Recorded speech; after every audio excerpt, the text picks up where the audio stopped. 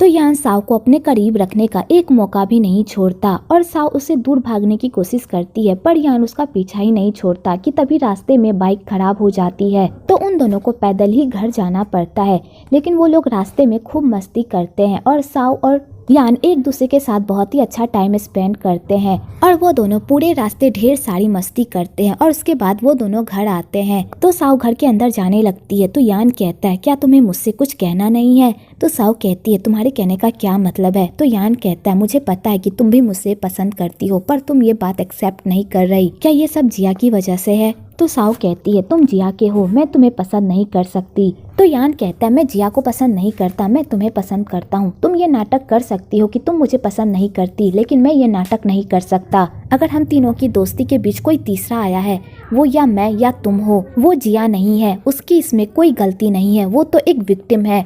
लेकिन तुम ये बात याद रखना कि मैं तुम्हें पसंद करता हूँ और चाहे कुछ भी हो जाए मैं हमेशा तुम्हें ही पसंद करता रहूंगा। और यान ये कहकर जाने लगता है कि तभी साव उसका हाथ पकड़ लेती है और उसे खींचकर अपनी तरफ खींचती है और उसे किस कर लेती है। आपको यहाँ पर इन दोनों का भरपूर रोमांस देखने को मिलेगा। आगे वो दोनों साथ में अच्छा टाइम स्पेंड करते हैं। इधर जिया घर जा रही होती है और उसे कुछ भी नहीं पता कि उसके दो दोस्त उसके पीठ के पीछे क्या गुलछले उड़ा रहे हैं। आगे साव को बहुत ही बुरा लगता है क्योंकि जिया ने उसे बताया था कि वो यान से बहुत प्यार करती है और वो अपनी ही बेस्ट फ्रेंड के प्यार को छीन रही है। तो साव यान को कहती है अगर एक दिन मैं यहाँ से गायब हो गई तो मेरे पीछे तुम जिया का ख्याल रखना और उसे वो सारी खुशियाँ देना जिसकी वो हकदार है। तो यान साव की इस बात को नहीं समझ पाता कि आखिरकार साव ये सब क्यों कह रही है और यान सिर्फ साव के साथ प्यार करने में बिजी रहता है और वो इन सारी बातों पर ध्यान नहीं देता। आपको यहाँ पर इन दोनों का भरपूर रोमांटिक सीन देखने को मिलेगा। कुछ दिनों बाद गर्मियों की छुट्टी खत्म हो जाती है और जिया अपने घर वापस आ जाती है। तो वो जैसे ही घर वापस आती है तो वो देखती है कि साव अपना सारा बोरिया बिस्तर बांधकर वहाँ से चली गई है। तो जिया ये सब देखकर पूरी तरह शॉक्ड हो जाती है और वो हर जगह साव को ढूंढती है। तो जिया को पता चलता है कि साव ने कॉलेज से भी अपना नाम कटवा लिया है। तो जिया ये सब देखकर पूरी तरह शॉक्ड हो जाती है और वो सीधा यान के पास आती है, वो भी भीगते भीगते। तो यान कहता है तुम इतनी बारिश में भीग क्यों रही हो, आखिरकार क्या बात है? तो जिया रोते रोते यान को बताती है कि साव कहीं चली गई है और उसका पता नहीं चल रहा। तो यान भी ये सब सुनकर तो पूरी तरह सदमे में आ जाता है और वो सीधा घर जाता है साव को ढूंढने के लिए। कि तभी यान को एक कॉल आता है कि उसके पापा का एक्सीडेंट हो गया है और उसी एक्सीडेंट में उसके पापा की मौत हो गई है। तो यान जैसे ये सुनता है वो तो पूरी तरह सदमे में ही चला जाता है। आगे यान अपने पापा का अंतिम संस्कार करता है। तो यान बहुत ही सैड होता है क्योंकि उसके पापा का एक्सीडेंट तो हो गया पर उसके पापा उसके ऊपर 10 लाख का कर्जा छोड़कर जा चुके होते हैं और वो सारा कर्जा यान को ही चुकाना होता है। यान पर तो दुखों का पहाड़ ही टूट पड़ता है। वो जिस लड़की से प्यार करता था वो लड़की भी उसे छोड़कर चली गई होती है और उसके पापा भी उसे छोड़कर चले गए होते हैं, उसके ऊपर 10 लाख का कर्जा छोड़कर, और उसके ऊपर उसके भाई की जिम्मेदारी भी होती है। तो बेचारा यान तो पूरी तरह पागल ही हो गया होता है और उसे समझ में नहीं आ रहा होता है कि वो अपनी लाइफ में करे तो करे क्या।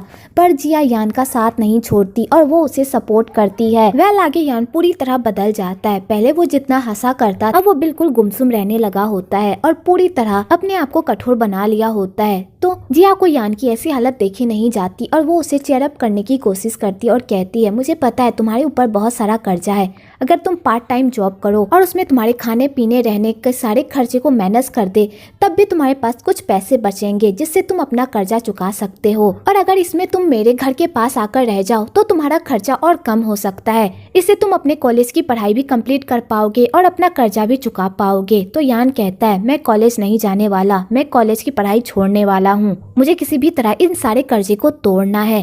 तो जिया कहती है तुम ऐसा कैसे कर सकते हो, तुम्हें पता है तुमने कॉलेज में जाने के लिए कितनी मेहनत की थी, तुम इस तरह कॉलेज से ड्रॉप आउट नहीं कर सकते, तुमने बहुत मेहनत की है, अब कुछ साल ही तो बचे हैं तुम्हारे ग्रेजुएशन कंप्लीट होने में, प्लीज उसके लिए अपनी लाइफ बर्बाद मत करो। तो यान जिया की बात मान लेता है और कहता है ठीक है मैं कॉलेज से ड्रॉप आउट नहीं करूंगा। आगे यान जिया के साथ रहने के लिए आ जाता है और वो साव के रूम में ही रहता है। तो यान जैसे उस रूम को देखता है तो उसे साव की याद आती है और बेचारे का दिल पूरी तरह टूट जाता है। पर यान ये बात जिया को नहीं बता पाता। आगे वो दोनों साथ में रहते हैं, खाते पीते हैं। पर यान में वो पहली वाली बात नहीं होती। जिस तरह वो हंसता खेलता था अब वो इस तरह बिल्कुल भी बिहेव नहीं करता। तो जिया को यान की फिक्र होती है, पर वो इतने में ही खुश रहती है कि यान कम से कम उसके पास तो है, वो दोनों साथ तो हैं। अगले दिन यान काम पर जा रहा होता है तो जिया कहती है आज तुम्हारा टेस्ट है, तुम काम पर कैसे जा सकते हो? अगर तुमने ये टेस्ट नहीं दिया तो तुम फाइनल्स के एग्जाम नहीं दे पाओगे, प्लीज तुम आज कॉलेज चलो। तो यान कहता है आज का शेड्यूल मेरा फुल है,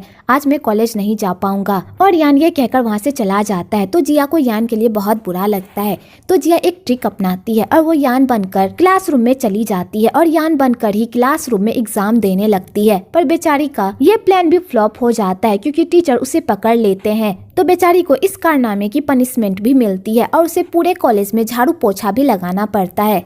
और इन सब में मई भी उसका साथ देती है और कहती है ये सब यान की वजह से हुआ है, अगर तुमने वो कलाकारी नहीं की होती तो आज हम लोग ये सब नहीं कर रहे होते। तो जिया कहती है तुम्हें नहीं पता यान बहुत ही तकलीफ में है, वो काम की वजह से सो भी नहीं पाता, मैं उसे और तकलीफ नहीं देना चाहती इसलिए मैंने उसके लिए ये सब किया। तो मई कहती है तुम उससे इतना प्यार करती हो तो जाकर उसे कह क्यों नहीं देती? तो बेचारी जिया सोच में पड़ जाती है। आगे सारे कर्जे वाले यान को कॉल करके परेशान कर रहे होते हैं कि वो पैसे कब देगा। तो यान सबको कहता है कि वो पैसे दे देगा, पर बेचारे के पास पैसे नहीं होते कि तभी वहाँ पर उसका दोस्त आता है और उसे कुछ पैसे देता है और वो पैसे इलीगल तरीके से कमाए गए होते हैं, पर यान को इस बारे में नहीं पता होता।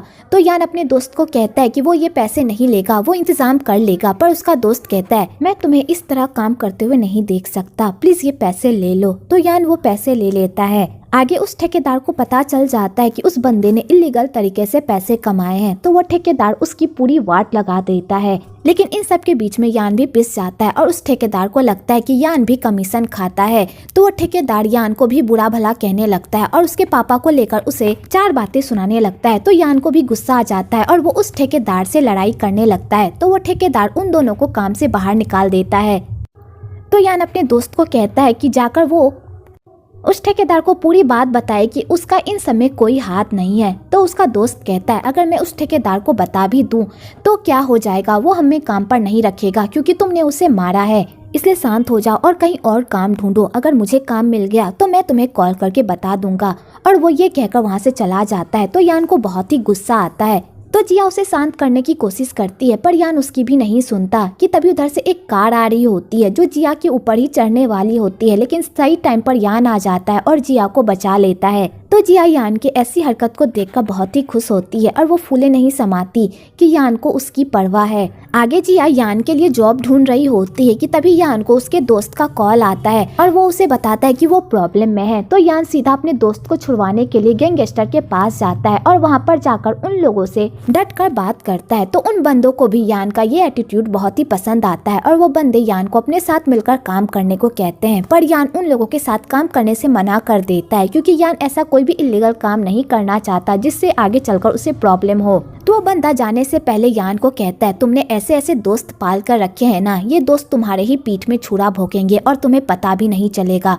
और वो बंदा ये कहकर वहाँ से चला जाता है। तो यान उसकी बातें सुन लेता है और वो भी अपनी घर की तरफ निकल जाता है। आगे यान कंस्ट्रक्शन साइट पर काम कर रहा होता है तो जिया भी यान के साथ उसी कंस्ट्रक्शन साइट पर काम करती है और वहाँ पर खाना बेचती है ताकि वो यान के करीब रह सके। और बेचारी इन्हीं सब चक्कर में बीमार हो जाती है। तो यान पूरी रात जागकर जिया का ख्याल रखता है, उसके लिए सूप बनाता है। जब जिया को इस बारे में पता चलता है तो वो फूले नहीं समाती। तो मई कहती है मैंने तुम्हारी कुंडली एक बाबा से दिखवाई है और उन बाबा का कहना है कि तुम्हारे कुंडली में धनों की वर्षा का योग है, तुम्हारी शादी जिससे भी होगी वो अमीर बन जाएगा, तो क्यों ना तुम यान से ही शादी कर लो। वैसे भी यान को पैसों की जरूरत है और तुम यान से प्यार भी करती हो, एक तीर से 2 शिकार हो जाएंगे, ये मौका तुम्हें बाद में नहीं मिलेगा, जल्दी से जाओ और यान को प्रपोज कर दो। तो जिया भी पूरा मन बना लेती है और वो सीधा कंस्ट्रक्शन साइट पर जाती है और यान को जाकर अपने दिल की बात बता देती है और कहती है मुझे पता है कि तुम मुझे पसंद नहीं करते, लेकिन मैं अपनी पूरी जी जान लगा दूंगी